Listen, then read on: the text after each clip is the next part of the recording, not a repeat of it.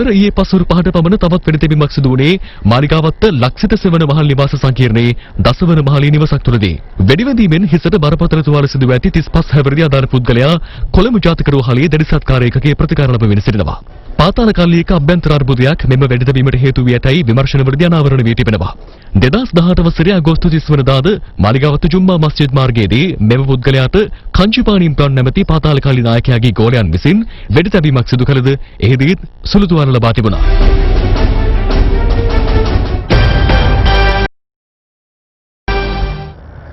ගත වූ පින් ආසාදිතයින් 62 දෙනෙකු මෙරටින් හඳුනාගත් බව රජයේ ප්‍රවෘත්ති දෙපාර්තමේන්තුව පවසනවා. ඒ අතරින් 26 දෙනෙකුම කතාර් හිස් සිට මෙරට පැමිණ නිරෝධායනයට ලක් කර සිටින අයයි. මේ අතර කොළඹ ගෆූර් ගොඩනැගිල්ල සහ එම මාවතවට ප්‍රජාව අතරින් ඊයේ සිදු කළ PCR පරීක්ෂණවල ප්‍රතිඵලවලට අනුව කිසිදු කොවිඩ් ආසාදිතයෙකු වාර්තා වී නැහැ.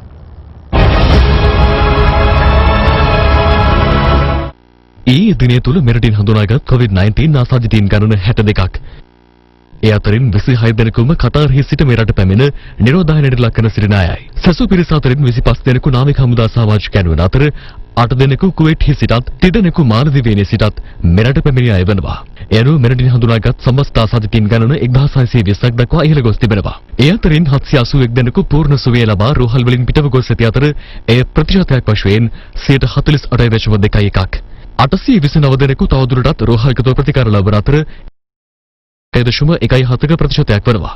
මෙරට සිදු වූ කොවිඩ් මරණ ගණන සමස්ත ආසාදිතයන්ගේ ප්‍රමාණයෙන් 0.62ක තරම් සුළු අගයක පවතිනවා. පළමු ආසාදිත නාවික සේවනා වාර්තා වූ 1 අප්‍රේල් 22 වෙනිදා සිට අද දක්වා ගත වූ දින 39 තුළ හඳුනාගත් සමස්ත නාවික හමුදා ආසාදිතයින් ගණන 759ක්.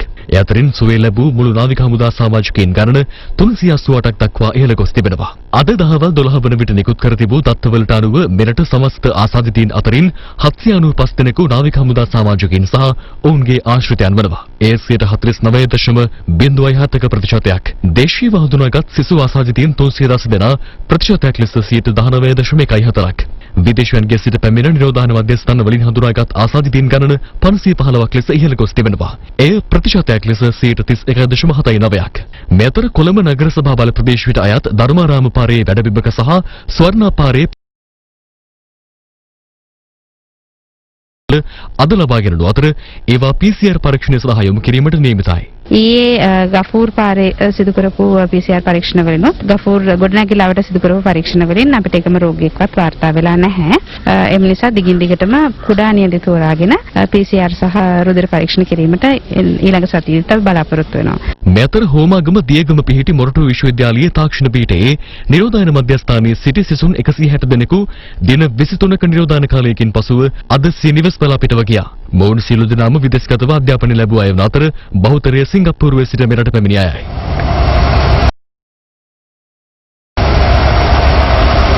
මගින් පවත්වාගෙන යනු ලබන නිරෝධායන මධ්‍යස්ථාන වෙතින් පුද්ගලයන් 223 දෙනෙකු නිරෝධායන ක්‍රියාවලියෙන් අනතුරුව PCR පරීක්ෂණය සිදු කර අද දින තම නිවෙස් වෙත පිටත් කිරීමට කටයුතු සූදානම් කර තියෙනවා. එසේම ඊයේ දිනය වෙන විට ත්‍රිවිධ හමුදා මගින් පවත්වාගෙන යනු ලබන නිරෝධායන මධ්‍යස්ථාන තුලින් පුද්ගලයන් 11250 දෙනෙකු නිරෝධායන ක්‍රියාවලිය අවසන් වී තම නිවෙස් වෙත පිටත්ව ගොස් තියෙනවා.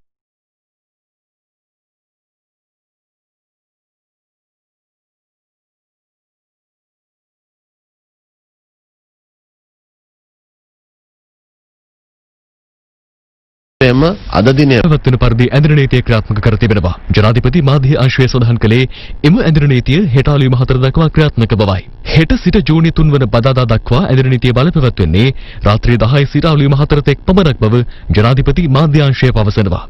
ජූනි 4 සහ ජූනි 5 යන දින දිවයිනටම ඇඳුම් නීතිය ක්‍රියාත්මක වෙනවා. ජූනි 6 වන සෙනසුරාදා සිට යලි දැනුම් දෙනතුරු ඇඳුම් නීතිය බලපැවැත්වෙන්නේ සෑම දිනයකම රාත්‍රී 10 සිට අලුයම 4 දක්වා පමණයි.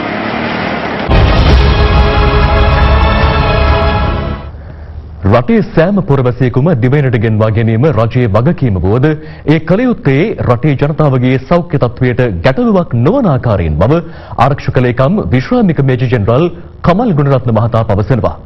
ඔහු මේ බව සඳහන් කළේ ශ්‍රී ලංකා විද්‍යුත් විකාශකයන්ගේ සංගමය විසින් සංවිධානය කළ ඉටුකම වැඩසටහන සමගින් අද එක්වෙමින්. පසුගිය මාසේ 30 වෙනිදාට පස්සේ අපේ ජන සමාජය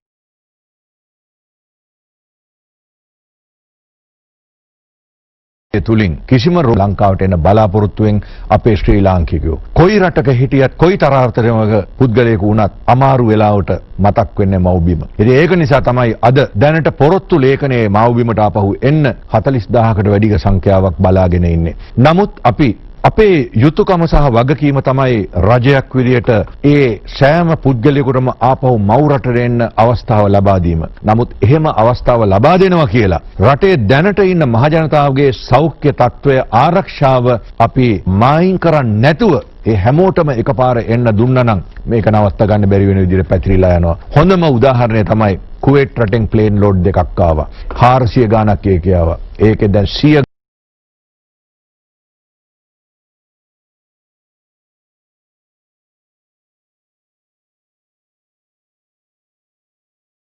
ගිය මාස කිහිපය තුළ එහෙම ගත්තාම මේ වන විට සුව වෙලා තියෙනවා 800කට ආසන්න සංඛ්‍යාවක්. ලෝක සෞඛ්‍ය සංවිධානයේ සමාජික රටවල් සියල්ල අත්සන් කරලා බැඳිලා ඉන්නවා මේ IHR International Health Regulations කියලා දෙයකට. ඒ සම්මුතියන්ට අනුව ඇත්ත වශයෙන්ම රෝගී අය එහෙම බලෙන් පටවන්න බෑ, යවන්න බෑ.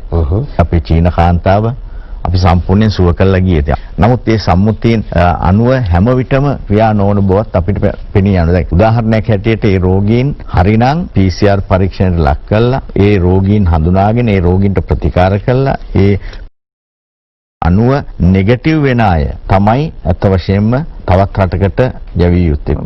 ආරක්ෂක ලේකම්තුමන්, විශේෂඥ වෛද්‍යතුමන්, අතිගරු ජනාධිපතිතුමන් ප්‍රමුඛව ඔවුන්ගේ ප්‍රාණ පරිත්‍යාගීත්වය, මම කියන්නේ මේ සෞඛ්‍ය කාර්යාංශය, ආරක්ෂක කාර්යාංශය සහ පරිපාලන කාර්යාංශ මේවා එහෙම මේක අල්ලගෙන නොහිටියා නම්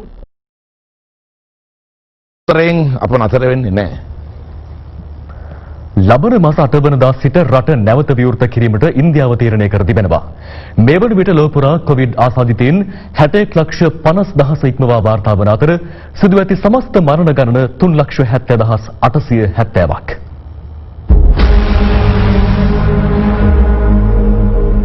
ලබන මාස 8 වෙනිදා පටන් රටේ අවන්හල්, හෝටල්, ව්‍යාපාරික මධ්‍යස්ථාන සහ පූජනීය ස්ථාන ජනතාවට විවෘත කිරීමට ඉන්දියා රජය තීරණය කර තිබෙනවා. එමෙන්ම ලබන ජූලි මාසයේ පටන් එරට පාසල්ද යලි විවෘත කිරීමට රජය අපේක්ෂාවෙන් පසුවනවා. කෙසේ නමුත් COVID-19 ආසාදිතයින් බහුලව වාර්තා වන අධ්‍යවදානම් කලාප තවදුරටත් අකර්මණ්‍ය කර තිබීමට මේ අර්ථයේ පියවර ගැනනු ඇති. මෙවන් පසුබිමක ඉන්දියාවෙන් ඊයේ COVID ආසාදිතයින් 8,336ක් සහ මරණ 205ක් වාර්තා වී තිබෙනවා. එරටින් කොවිඩ් ආසාදිතයින් 1,82,000කට ආසන්න ප්‍රමාණයක් වාර්තා වන අතර සමස්ත මරණ ගණන 5,185ක්. ගත වූ පැය 24 තුළ හඳුනාගත් වාර්තාගත කොවිඩ් ආසාදිතයින් 33,274 දෙනාද සමගින් බ්‍රසීලයේ සමස්ත කොවිඩ් ආසාදිතයින්ගේ සංඛ්‍යාව 4,98,440ක් දක්වා ඉහළ ගියා. එරටින් වාර්තා වන සමස්ත මරණ සංඛ්‍යාව 28,834ක්. 0 ignition. මෙවන් පසුබිමක ඇමරිකානු අභ්‍යවකාශ ක්ෂේත්‍රයේ නැවුම් පරිච්ඡේදයක් සම්තුහන් කරමින් SpaceX නම් පෞද්ගලික ආයතනයකින් යැවූ රොකට්ටුවකින් NASA ආයතනයේ ගගනගාමීන් දෙදෙනෙකු අභ්‍යවකාශගත කෙරුණා. මෙම සුවිශේෂී මෙහෙයුම සිදු වුණු ආකාරය සජීවීව නැරඹීමට ජනාධිපති ට්‍රම්ප් එක්ව සිටියා. කොවිඩ් වසංගතයේ පාලනය සඳහා හැකිතරම් මූල්‍යාධාර සැපීමට කටයුතු කරන්නයි ශුද්ධෝත්තම ෆ්‍රැන්සිස් පාප් වහන්සේ ලෝකනායකයන්ගෙන් ඉල්ලා සිටිනවා. උන්වහන්සේම ප්‍රකාශය සිදු කළේ වතිකානයේ පැවති ජන ඒකරාශී වීමක් අමතමින්.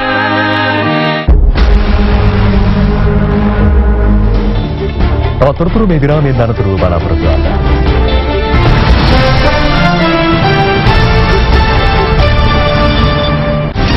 පිළිබඳව සොයාබැලන ජනාධිපති කොමිසමේදී ඊයේ අනාවරණ වුණා.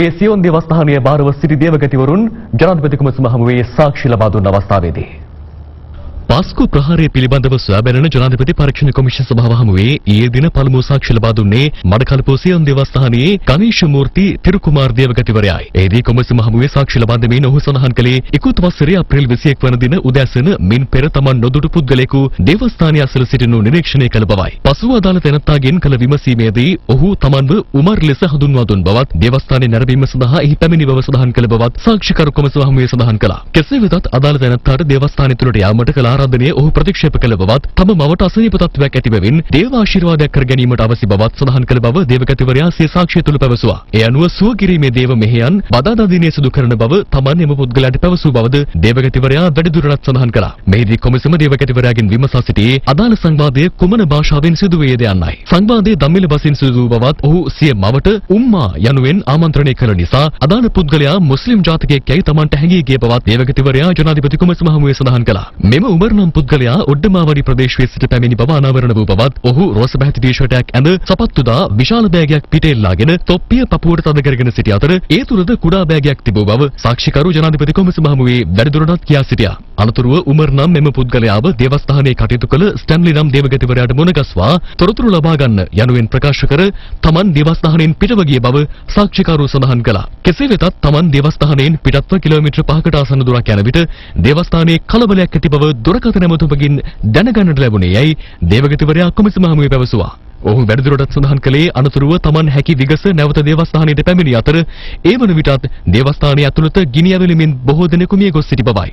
එහිදී තමන්ට උමර් නැමැති පුද්ගලයාව බාර දී ගිය ස්ටැන්ලි දේවගතිවරයාව මුණගැසෙනු අතර ඔහු හඬමින් අර මිනිසයා තමයි මොනව හරි කළේ යයි සඳහන් කළ බවද දේවගතිවරයා ජනාධිපති කොමිසම හමුවේ සාක්ෂි ලබා දුන්නා. අභාව ප්‍රාප්ත අමාත්‍ය ආරුමුගම් තොණ්ඩමන් මහතාගේ දේහය පිළිබඳ අවසන් කටයුතු අද පස්වරුවේ සිදු කිරීමට නියමිතව තිබෙනවා. රාජ්‍ය අනුග්‍රහය ඇතිව හැටන් නෝවුඩ් තොණ්ඩමන් ක්‍රීඩාංගණයේදී අවමංගල්‍ය උත්සවය පැවැත්වීමට නියමිතයි. පසුගිය 26 වෙනිදා ඇති වූ හදිසි හෘදයාබාධයක් හේතුවෙන් අභාව ප්‍රාප්ත වූ ලංකා කම්කරු කොංග්‍රසයේ නායක අමාත්‍ය ආරුමුගම් තොණ්ඩමන් මහතාගේ දේහය ඊයේ පස්වරුවේ හැටන් කොටගල පිහිටි ලංකා කම්කරු කොංග්‍රස් මූලස්ථානයේ වෙත රැගෙන ආවා. තොණ්ඩමන් මහතාගේ දේහය මේ වන විටත් එහි පදනම් කාර්යාලයේ මහජන ගෞරවය සඳහා තැන්පත් කර තිබෙනවා. අද මුළු දිවයිනටම ඇදිරි නීතිය පනවා තිබුණත් එය නොතකා දේහයට අවසන් ගෞරව දැක්වීමට භගවන්තලාව දික්කොය සහ මස්කලිය ආදී ප්‍රදේශවල වතුකම්කරුවන් විශාල පිරිසක් පාගමනින් පැමිණි ආකාරයද දක්නට ලැබුණා.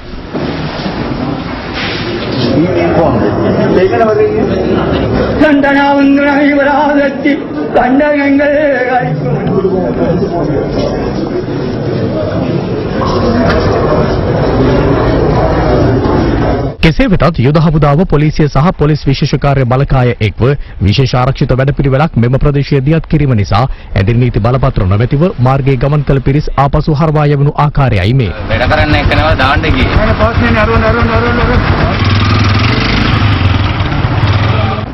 අභාව ප්‍රාප්ත ආරුමුගම් තොණ්ඩමන් මහතාගේ දේහය පිළිබඳ අවසන් කටයුතු රාජ්‍ය අනුග්‍රහය සහිතව නෝවුඩ් ක්‍රීඩාංගණයේදී සිදු කිරීමට නියමිතව ඇත්තේ නිරෝධායන නීති රීතිවලට අනුකූලවයි. කොහොමුණත් කිසිදු පිටස්තර පුද්ගලයෙකුට අද දවසේදී මේ අවමංගල උත්සවයට සහභාගී වෙන්නට හැකියාවක් නැහැ.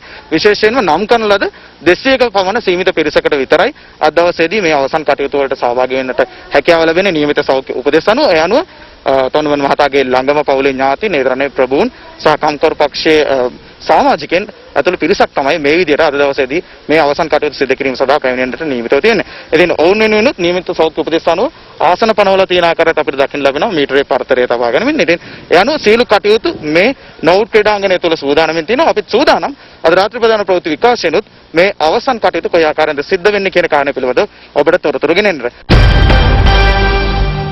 COVID-19 වෛරස් ව්‍යාප්තියත් සමග බිඳ වැටුණු ජනතාවගේ මානසික තත්ත්වය ඉහළ නැංවීම සඳහා දෙරණ මාධ්‍ය ජාලය සෞඛ්‍ය ආරක්ෂිත ක්‍රමවේද අනුගමනය කරමින් සංවිධානය කළ BNS Drive-in Concert රත්මලාන ගුවන්තොටුපළ පරිශ්‍රයේදී ඊයේ පැවැත්වුණා.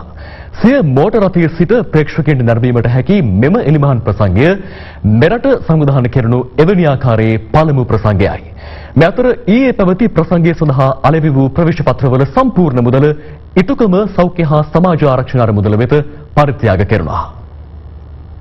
සෞඛ්‍ය ආරක්ෂිත ක්‍රමවේද අනුගමනය කරමින් මෝටර රථයේ සිට නැරඹිය හැකි මෙම නවම ප්‍රාසංගික අත්දැකීම දෙරණ මාධ්‍ය ජාලය විසින් ජනතාවට තිළින කරන්නේ බාතිය සන්තෝෂ් සහ ඩයලොග් සමග එක්වයි.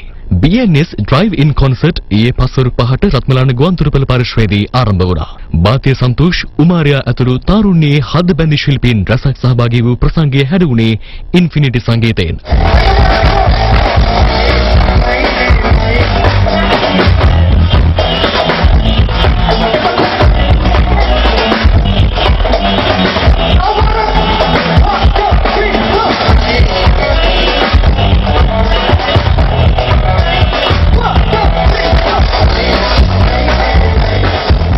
අද දිවයිනට වැඳින නීතිය පනවා ඇති බැවින් අදට නියමිත ප්‍රසංගය ජූනි 1 වනදා එනම් හෙට දක්වා කල් දැමීමට සිදු ඇති අතර ඒ නැරඹීම සඳහා අද දින ප්‍රසංගය සඳහා මිලදීගත් ප්‍රවේශ පත්‍ර භාවිත කළ හැකියි. I'm enjoying myself a lot. I'm Saturday. අලුත් අත්දැකීමක්. හොඳට organize කරලා දෙනවා. වාහනේ ඉඳගෙන හරි musical show එකක් බලලා පොඩ්ඩක් හරි relaxation ලැබෙන එක ගොඩක් හොඳයි. Thank you දෙරණ හොඳට enjoy කරුවා show එක. Thank you. Superb show. තවතුරු මේ විරාමයෙන් අනතුරුව බලාපොරොත්තු වන්න.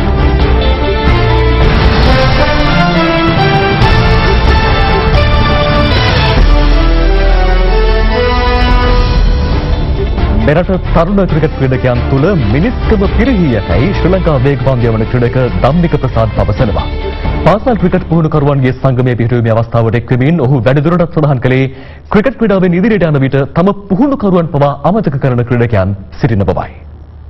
ශ්‍රී ලංකා ක්‍රිකට් ක්‍රීඩාව මුළුමනින්ම රඳා පවතින්නේ මෙරට පාසල් ක්‍රිකට් ක්‍රීඩාව හරහා බව කවුරුත් දන්නා කරුණක්. ඒ හේතුවෙන් පාසල් ක්‍රිකට් ක්‍රීඩාව දියුණු කිරීමකින් තොරව ජාත්‍යන්තර ක්‍රීඩකින් බිහි කිරීමට බලා සිටීම නිෂ්ඵල බව ක්‍රිකට් ප්‍රවීණයන් රැසක් පසුගිය දින කිහිපයේදී පැවසුවා. පසුගිය දිනක හිටපු ප්‍රවීණ ක්‍රිකට් ක්‍රීඩකයන් සහ ග්‍රාමාත්‍යවරයා අතර පැවති සාකච්ඡාවකදීද ඔවුන් සඳහන් කළේ පාසල් ක්‍රිකට් ක්‍රීඩාව මීට වඩා දියුණු මට්ටමකට ගෙන ඒම සඳහා වැඩපිළිවෙලක් සකස් කළ යුතු බවයි. කෙසේ වෙතත් මෙහිදී පාසල් ක්‍රිකට් ක්‍රීඩකයන් හට නිසි පුහුණුවක් ලබා දෙන පාසල් ක්‍රිකට් පුහුණුකරුවන් අමතක නොකළ යුතුයි. ඒ අනුව එම පුහුණුකරුවන්ගේ සුපසාධනය සහ ඔවුන්ට ඇති ගැටලු සම්බන්ධයෙන් යම් වැඩපිළිවෙලක් නිර්මාණය කිරීමේ අරමුණින් ගම්පහ සහ පුත්තලම දිස්ත්‍රික්ක මූලික කරගනිමින් පළමු වරට පාසල් ක්‍රිකට් පුහුණුකරුවන්ගේ සංගමයක් පිහිටුවීමට ඊයේ කටයුතු කළා. වැලිසර ලැබින්ඩෝ ගෘහස්ත ක්‍රිකට් ක්‍රීඩාංගණයේදී පැවති මෙම අවස්ථාවට ශ්‍රී ලංකා වේගපන්දු යවන ක්‍රීඩක ධම්මික ප්‍රසාද් සහභාගී වී සිටියා. තරුණ ක්‍රිකට් ක්‍රීඩකයෝ අද ඉස්සරහට ඇවිල්ලා ඉන්න මම දකිනවා ගතිගුණවල වෙනසක් තියෙනවා සහ ඒගොල්ලෝ පල්ලෙහා මට්ටමේ මේ අද අපි බිහි කරන ක්‍රිකට් ක්‍රීඩකයෝ තනිකර ක්‍රිකටර්ස්ලා විතරයි. මොකද ඔවුන් ගොඩක් වෙලාවට මේ මනුස්සකම කියන එක දැනෙන්න පල්ලෙහාට ඒගොල්ලන්ට කියන හොඳ දේවල් ඔක්කොම මම හිතන පිළිහෙලා තියෙනවා. ගොඩක් ක්‍රීඩකයෝ ඉන්නවා අද ඉස්සරහට ගිහිල්ලා තමන්ගේ කෝච් ස්කෝලේ තමන්ට කරලා යන ක්‍රීඩකයෝ ඉන්නවා. තමන්ට තමන්ගේ ස්කෝලේ තමන්ගේ ගුරුවරයා තමන්ගේ දෙමව්පියෝ තමන්ට උදව් කරපු මිනිස්සුන් මතක හිටින ආකාරයට ඔවුන්ට ඉස්සරහම ජීවිතය ගැන කියලා දෙනවා. ළමයි ඔළුව හදන්න ඕනේ. එත් සමගින් ප්‍රවෘත්ති අවසන්. සුබ දවසක්.